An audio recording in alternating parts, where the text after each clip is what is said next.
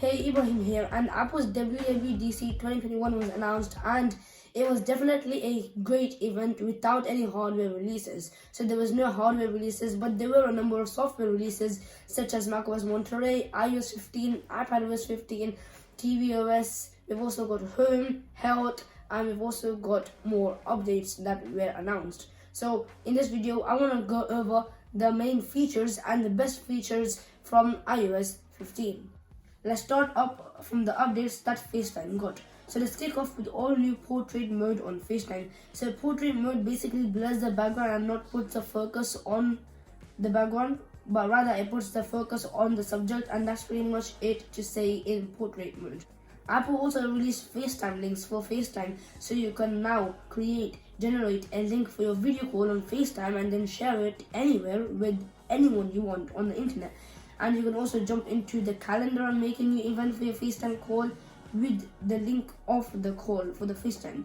FaceTime calls now also work on Windows 10, so you could use that end-to-end encrypted service to then go on FaceTime calls with friends and family. Next up comes SharePlay now on FaceTime. So with SharePlay, you could listen to music, watch movies, all whilst sharing your iPhone screen, so you could listen and watch movies with your friends. Next comes in Focus for the iPhone. So Focus means you could set up Do Not Disturb with additional features. So with Focus, you have to choose what you want to focus on, such as work, personal life, and more. Apple has introduced live text. So the next time when you take a photo, an indicator pops up on the screen. From there, you will be able to copy, paste, cut, and do more with the text from the photo. iPhone now also recognizes phone numbers, so you could quickly select and call a number. Apple has also introduced Spotlight. So basically, Spotlight can find text in photos, numbers, and contacts, which again links up to the live text.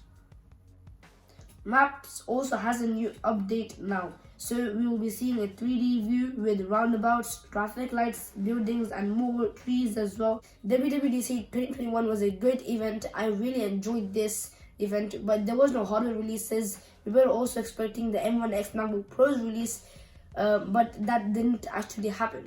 So that's pretty much it for this video. iOS 15 got released in the WWDC 2021 video, and I basically just covered all of the features of iOS 15. That's pretty much it for this video. I'll catch you in the next one.